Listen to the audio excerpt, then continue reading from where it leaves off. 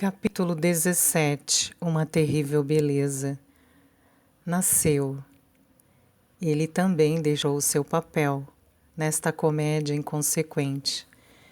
Ele também mudança trágica sofreu e transformou-se inteiramente. Uma terrível beleza nasceu.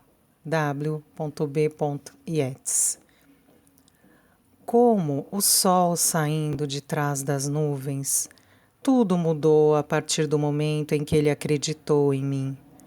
A tempestade recuou, a escuridão se dissipou, e eu tirei o peso que estava carregando em meus ombros, aquecida pela aceitação repentina.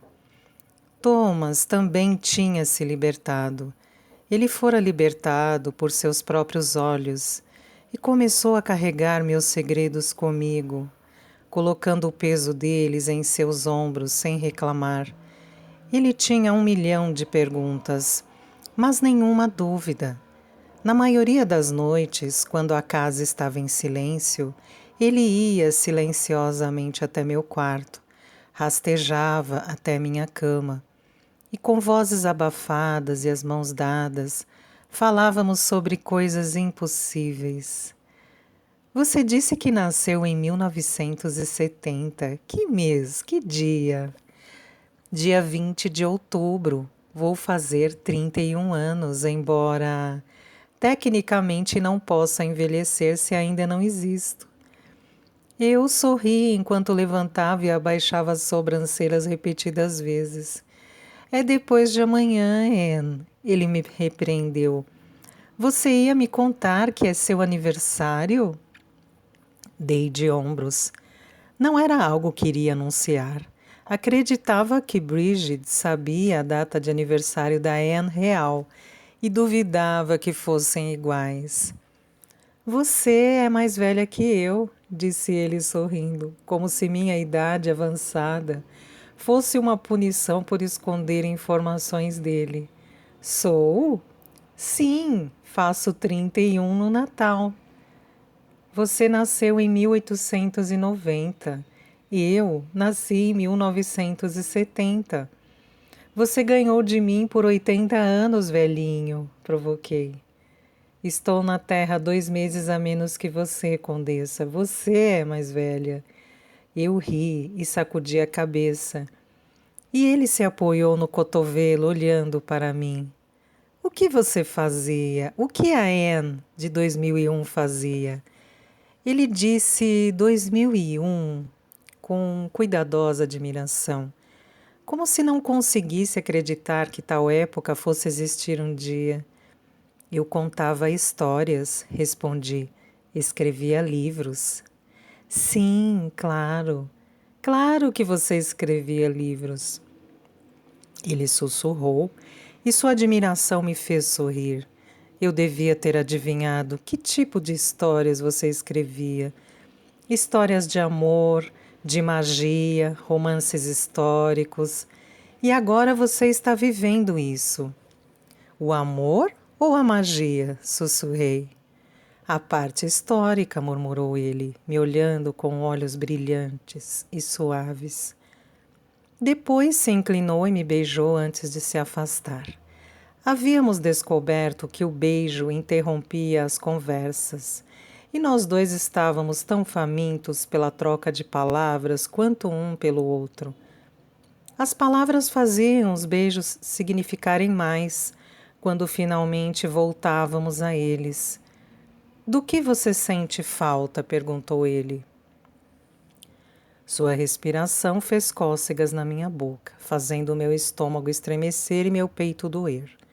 Música, sinto falta de música. Eu escrevia enquanto ouvia música clássica. É a única coisa que soa como as histórias e nunca atrapalha. Escrever tem a ver com emoção, não há mágica sem ela. Como você escrevia ouvindo música? Você conhece muitos músicos? Perguntou ele confuso. Não, eu ri. Não conheço nenhum. A música é gravada e reproduzida. E você pode ouvi-la quando quiser. Como um gramofone? Sim, como um gramofone, mas muito, muito melhor. Quais compositores? Claude Debussy, Éric Satie, Maurice Ravel são meus favoritos. Ah, você gosta dos franceses, provocou ele. Não, gosto do piano, do período. A música deles é bonita e enganosamente descomplicada. O que mais? Perguntou ele. Sinto falta das roupas, são muito mais confortáveis, principalmente as roupas íntimas. Ele ficou quieto na escuridão. E me perguntei se o havia envergonhado. Ele me surpreendia de vez em quando. Era apaixonado, mas reservado. Ardente, mas calado. Eu não tinha certeza se isso era de Thomas ou se era comum ao homem da época, em que certa dignidade e decoro ainda eram esperados. E muitos menores também, murmurou ele, limpando a garganta. Você notou. A doce dor começou de novo. Eu tentei não notar. Suas roupas e os furos nas suas orelhas e milhões de outras pequenas coisas eram fáceis de racionalizar e ignorar quando sua própria presença era tão inacreditável. Acreditamos no que faz mais sentido. Quem eu sou não faz sentido, eu disse. Conte-me mais, como é o mundo daqui a 80 anos? O mundo está cheio de conveniências, comida rápida, música rápida, viagens rápidas, e por causa disso, ele se tornou um lugar muito menor. As informações são facilmente compartilhadas. Ciência e inovação crescem a passos largos no próximo século. Os avanços médicos são surpreendentes. Você estaria no céu, Thomas. Descobertas com vacinas e antibióticos são tão milagrosas quanto uma viagem no tempo, quase. Mas as pessoas ainda leem, murmurou ele.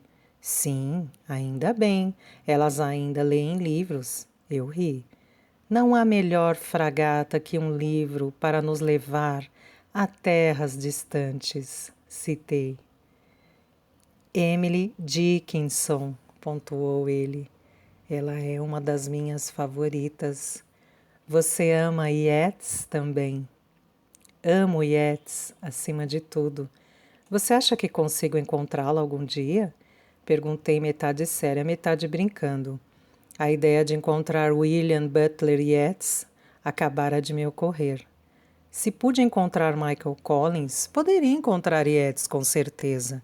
O homem cujas palavras me fizeram querer ser escritora. Pode ser arranjado, murmurou Thomas. As sombras no meu quarto eram suaves e iluminadas pela lua, atenuando, mas não obscurecendo, a expressão de Thomas. Suas sobrancelhas estavam franzidas e eu analisei o pequeno sulco entre os olhos, encorajando-o a liberar o pensamento preocupante que pairava ali. Tem alguém esperando por você, Anne? Alguém nos Estados Unidos que a ama acima de tudo, um homem? Sussurrou ele. Ah, então era esse o medo.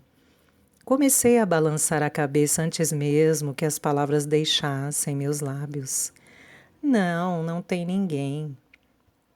Talvez fosse ambição, talvez egocentrismo, mas nunca fui capaz de dar a ninguém a energia e o foco que dava ao meu trabalho. A pessoa que mais me amou no mundo não existe mais em 2001. Ele está aqui. Ewen, disse Thomas. Sim. Essa é a coisa mais difícil de imaginar. Meu rapazinho cresceu e se foi. Ele suspirou. Não gosto de pensar nisso. Antes de morrer, ele me disse que amava você quase tanto quanto me amava. Disse que você era como um pai para ele, e eu nunca soube. Ele o guardou em segredo, Thomas. Eu não sabia nada sobre você até aquela última noite. Ele me mostrou fotos minhas e suas, e eu não entendi. Achei que eram fotos da minha bisavó. Ele também me deu um livro, o seu diário. Li os primeiros registros, li sobre a revolta da Páscoa, sobre Declan e Anne e sobre como você tentou encontrá-la. Gostaria agora de ter lido tudo. Talvez seja melhor você não ter lido, murmurou ele. Por quê? Porque você saberia de coisas que ainda não escrevi. É melhor deixar algumas coisas por descobrir. É melhor deixar alguns caminhos desconhecidos. Seu diário terminou em 1922. Não lembro a data exata. O livro estava completo até a última página. Confessei com pressa. Era algo que tinha me incomodado, aquela data. O fim do diário parecia ser o fim da nossa história. Então haverá outro. Eu escrevo diários desde menino. Tenho uma prateleira deles. Leituras fascinantes, todos, disse ele, com expressão irônica. Mas você deu aquele a Ewen. Aquele era o único que ele tinha, argumentei. Ou talvez aquele fosse o único que você precisava ler, Anne. Ele propôs.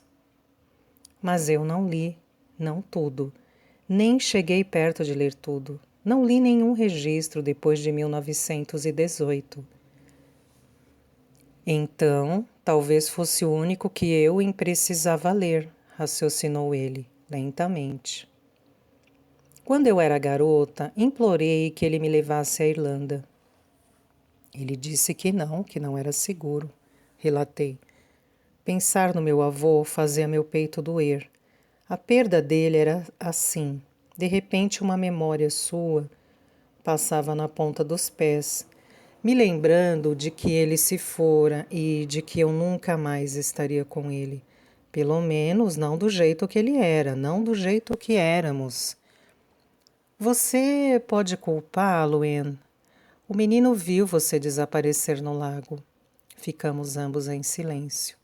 A lembrança do espaço em branco entre as épocas, fazendo com que chegássemos mais perto um do outro e nos agarrássemos. Deitei a cabeça em seu peito e seus braços me envolveram. Serei como Oisin, murmurei.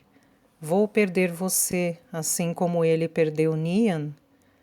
Tentarei voltar à minha antiga vida e descobrirei que não posso, que 300 anos se passaram.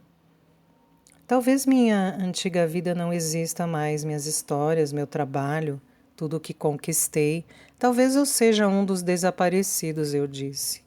Desaparecidos? Perguntou Thomas. Todos nós desaparecemos. Um dia o tempo nos leva. Você quer voltar para casa, Anne?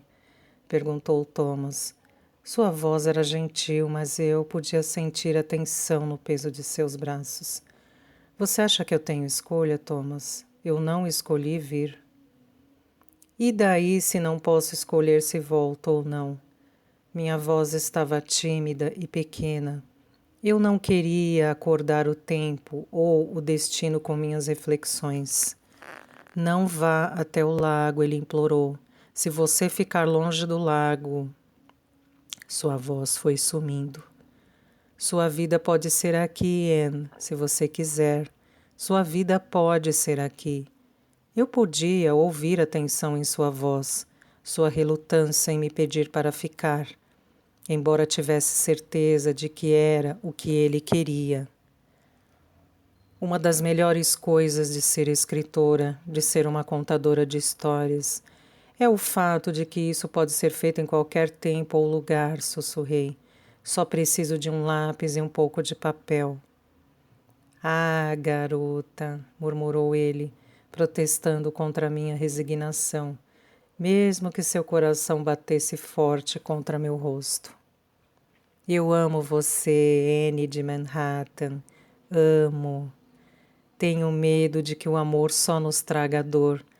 Mas não muda a verdade agora, muda?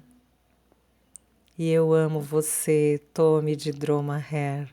Respondi superficialmente e sem vontade de falar sobre dores ou verdades duras. Seu peito retumbou de tanto rir. Tommy de Dromahair. Isso eu sou. e nunca serei nada além disso. Nian foi tola, Thomas. Ela devia ter avisado ao pobre Oisin o que aconteceria se ele colocasse os pés em solo irlandês. As mãos dele subiram até meus cabelos e ele começou a afrouxar minha trança. Tentei não gemer enquanto ele separava meus cachos, espalhando-os sobre meus ombros. Talvez ela quisesse que ele escolhesse, argumentou Thomas, e eu sabia que era o que ele esperava de mim, sem sua pressão. Então, talvez ela devesse ter avisado o que estava em jogo, para que ele pudesse escolher. Continuei repreendendo-o e esfreguei os lábios em seu pescoço. Ele prendeu a respiração e eu também, gostando de sua resposta. Estamos discutindo por causa de um conto de fadas, Condessa, sussurrou ele, com as mãos apertando meus cabelos. Não, Thomas, estamos vivendo um. Ele me arrastou para baixo de si abruptamente, e o conto de fadas ganhou nova vida e fantasia. Thomas me beijou até que eu começasse a flutuar. Flutuar, flutuar, para então começar a descer, descer, descer e mergulhar nele, enquanto ele me recebia de volta. Thomas, gemi entre seus lábios. Sim, murmurou ele, seu corpo vibrando sob as minhas mãos. Eu quero ficar, disse ofegante. Anne, suplicou ele, engolindo meus suspiros e afastando minhas preocupações com carinhos. Sim, por favor, não vá. Dia 20 de outubro de 1921 caiu em uma quinta-feira e Thomas trouxe presentes para casa.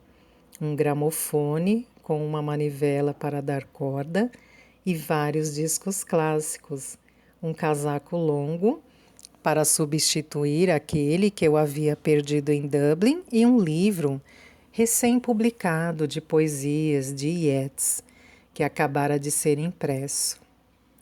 Ele colocou os presentes no meu quarto em silêncio, provavelmente preocupado que eu ficasse desconfortável com sua generosidade, mas instruiu Eleanor a fazer uma torta de maçã com creme e convidou os O'Toole para o jantar, fazendo da refeição uma celebração.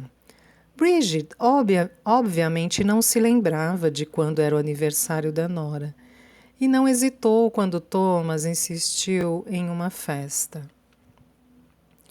Eowyn estava mais empolgado por mim do que por seu próprio aniversário e perguntou a Thomas se ele ia me segurar de cabeça para baixo para me dar meus solavancos de aniversário, batendo minha cabeça contra o chão para cada ano da minha vida e mais um para o ano que estava por vir.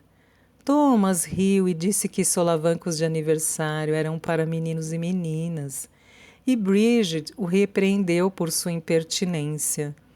Sussurrei a Eowyn que ele poderia me dar 31 beijos no lugar e um abraço apertado para o ano que viria, e ele subiu no meu colo e me obedeceu. Os O'Toole não trouxeram presentes, felizmente, mas cada um me fez um voto, revezando-se para distribuí-los a mim, depois que a refeição foi consumida, com suas taças erguidas bem ao alto. Que você viva 100 anos e depois mais um ano para se arrepender, brincou Daniel O'Toole. Que os anjos estejam sempre à sua porta, que seus problemas sejam menores e suas bênçãos maiores, acrescentou Meg. Que seu rosto permaneça belo e seu traseiro nunca fique reto. Foi o voto concedido por Rob, que ainda não havia recuperado o senso do que era apropriado. Eu ri no lenço que Bridget havia adornado com a letra A, e um novo voto foi oferecido às pressas por outro membro da família. O meu voto favorito, aquele oferecido pela jovem Maeve, era de que eu envelhecesse na Irlanda. Meus olhos encontraram Thomas. Meus braços envolveram Ewen e eu silenciosamente rezei por aquele voto com todas as minhas forças, desejando que o vento e as águas me permitissem. É a sua vez, doutor, gritou Ewen. Qual é o seu voto de aniversário? Thomas se moveu com desconforto e ficou levemente corado. Anne ama o poeta William Butler Yeats. Então, talvez, em vez de um voto, eu recite um de seus poemas para entreter os convidados. Um poema perfeito de aniversário chamado Quando Fores Velha. Todos riram e Ewen pareceu confuso. Você está velha, mãe? Perguntou ele. Não, meu querido, eu não envelheço, respondi. Todos riram de novo, mas as irmãs O'Toole apressaram Thomas, implorando pelo poema. Thomas se levantou e, com as mãos nos bolsos e os ombros ligeiramente curvados, começou. Quando fores velha e grisalha e estiveres cansada. Quando Thomas enunciou velha e grisalha, todos riram novamente. Mas eu conhecia bem o poema, cada palavra, e senti o coração derreter em meu peito. Quando fores velha e grisalha e estiveres cansada, repetiu ele acima das risadas, e cabeceares junto ao fogo, pega este livro e lê lentamente, e sonha com o doce olhar e as sombras densas que nos teus olhos havia. Quantos amaram teus momentos de graça e amaram tua beleza com falsidade ou devoção, mas apenas um homem amou tua alma peregrina e amou as dores desse rosto que se altera. A sala ficou em silêncio e os lábios de Maggie tremeram, a doçura suave da memória brilhando em seus olhos. Era o tipo de poema que fazia as mulheres mais velhas se lembrarem de como era ser jovem. Enquanto falava, Thomas olhava para todos, mas o poema era para mim. Eu era a alma peregrina com uma face que se alterava. Ele terminou, refletindo sobre como o amor fugiu e passou por cima das montanhas adiante e escondeu sua face em meio às muitas estrelas. Todos aplaudiram e bateram os pés, e Thomas curvou-se alegremente, aceitando os elogios. Ele procurou o meu olhar antes de se sentar. Quando desviei os olhos, deparei com Bridget me observando, com uma expressão especulativa e as costas rígidas.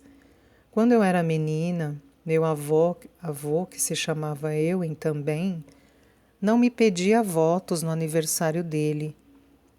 Me pedia uma história, contei hesitante, ansiosa por uma distração. Era a nossa tradição especial.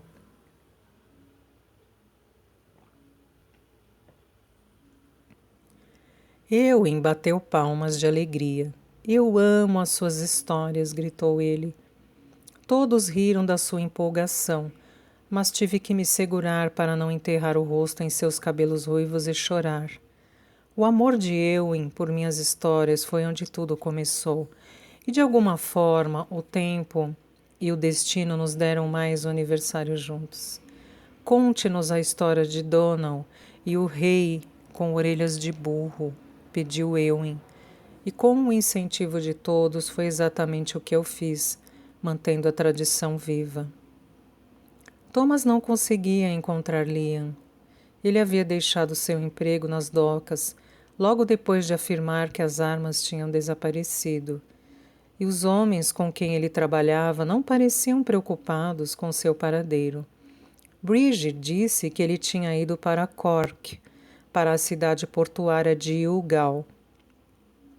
Mas ela tinha apenas uma carta escrita às pressas. Poucas linhas e a promessa de que escreveria, com seu nome assinado na parte inferior. Bridget especulou que ele tinha encontrado um emprego melhor nas docas, mais movimentadas, Mas sua partida abrupta fizera todos estranharem. Eu não tinha ideia do que Bridget sabia sobre as atividades de Liam, mas dei a ela o benefício da dúvida. Ele era seu filho e ela o amava. Eu não usaria os atos dele contra ela. Só estava aliviada que ele tivesse ido embora, mas Thomas estava preocupado com o que isso significava. Não consigo proteger você de uma ameaça que não entendo, disse ele em certa ocasião, depois de darmos boa noite a Ewen. Saímos para caminhar no escuro do outono, esmagando as folhas recém-caídas e evitando a margem do lago. Nenhum de nós queria visitar o lago. Você realmente acha que eu preciso ser protegida? Liam não era o único no barco. Não, havia outros dois também. Como eles eram? Consegue descrevê-los? Todos eles usavam o mesmo cap, o mesmo estilo de roupa.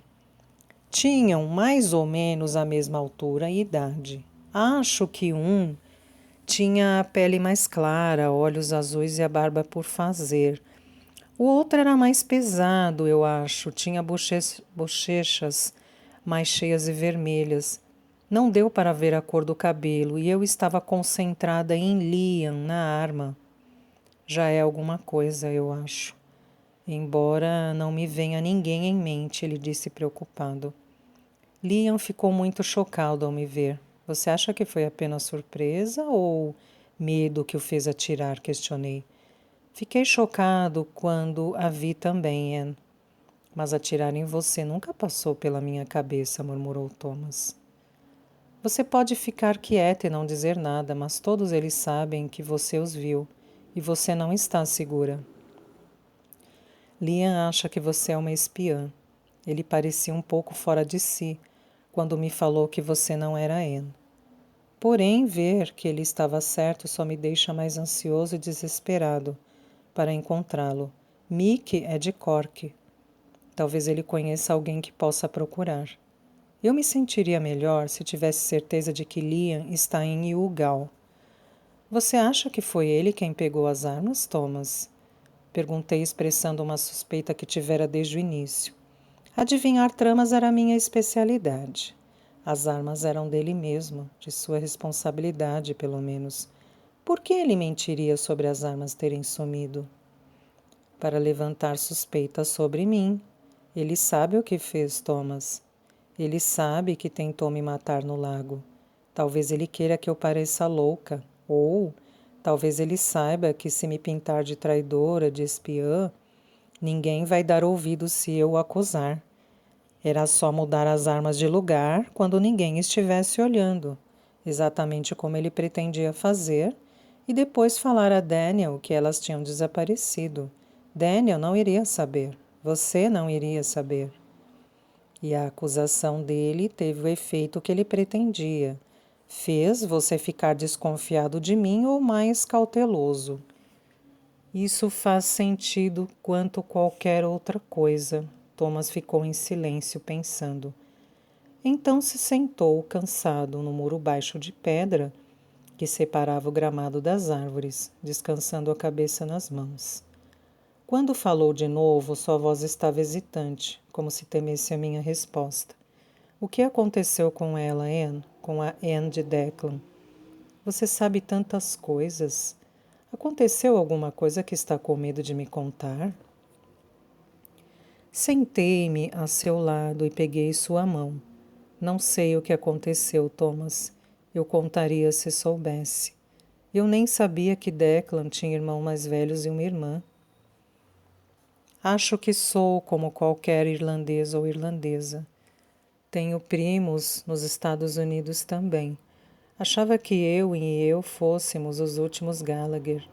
Seu diário, a descrição da revolta da Páscoa e a participação deles nisso foi a imagem mais completa que já tive dos meus bisavós.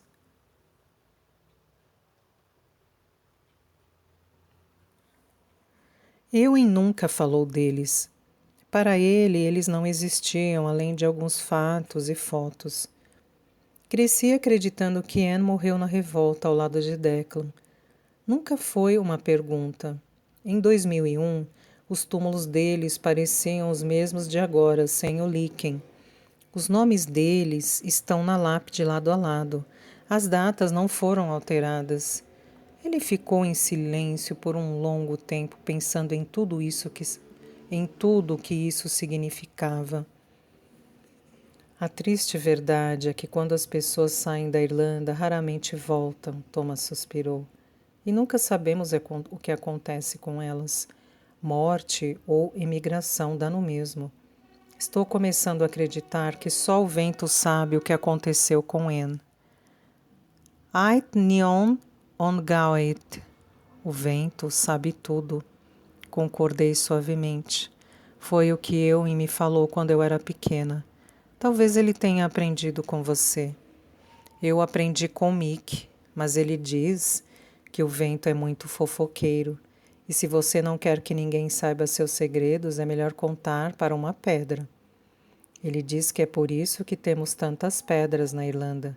As rochas absorvem cada palavra, cada som e nunca contam a ninguém. Isso é bom, porque os irlandeses gostam de tagarelar. Eu ri. Me fez lembrar da história que Eowyn tinha pedido no meu aniversário sobre Donal e o rei com orelhas de burro. Donal contou o segredo do rei a uma árvore, porque ficou desesperado para contar a alguém, qualquer pessoa. Algum tempo depois, a árvore foi cortada e usada para fazer uma harpa. Quando a harpa era tocada, as cordas cantavam o segredo do rei. Havia várias morais para a velha história, mas uma delas é que segredos nunca ficam escondidos. Thomas não tagarelava. Eu duvidava que Michael Collins tagarelasse também.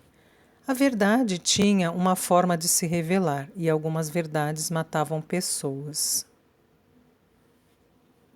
27 de novembro de 1921. Recebi uma carta de Mick hoje. Ele está em Londres com Arthur Griffith e outros da delegação para participar das negociações do tratado. Metade da delegação irlandesa se ressente da outra metade e cada parte acha que tem razão. As divisões do grupo foram feitas por De Valera e estão sendo exploradas pelo primeiro-ministro Lloyd George. Mick está perfeitamente ciente disso. O primeiro-ministro montou uma formidável equipe britânica para representar os interesses ingleses.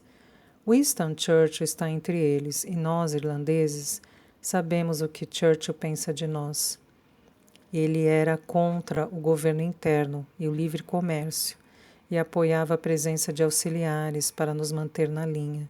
É fácil para um soldado como Churchill, com uma história de poder militar por trás dele, esperar e promover certo tipo de guerra, e ele não tem respeito pelos métodos de Mick. Para ele, a questão irlandesa é pouco mais que uma revolta camponesa. Somos um bando enfurecido com forcados e tochas acesas. Churchill também sabe que a opinião mundial é uma arma que pode ser usada contra os britânicos, e é muito astuto em enfraquecer a eficácia dessa arma. No entanto, Mick diz que a única coisa que Churchill entende é o amor pelo país. E se ele puder reconhecer o mesmo amor na delegação irlandesa, uma ponte estreita pode ser construída. Mick confirmou que as negociações de paz realmente aconteceram em 11 de outubro, notando a data e me pedindo para trazer Anne a Londres ou a Dublin quando pudesse.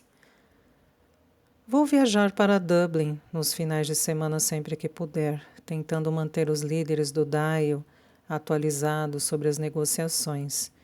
Não quero ser acusado de esconder informações de Dev ou de qualquer um dos outros.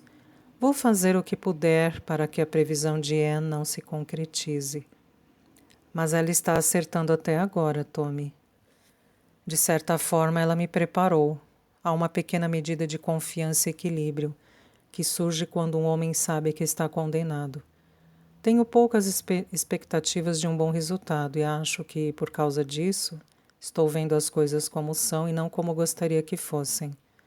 Traga-a, Tommy. Talvez ela saiba o que eu devo fazer em seguida. Deus sabe que estou perdendo a cabeça.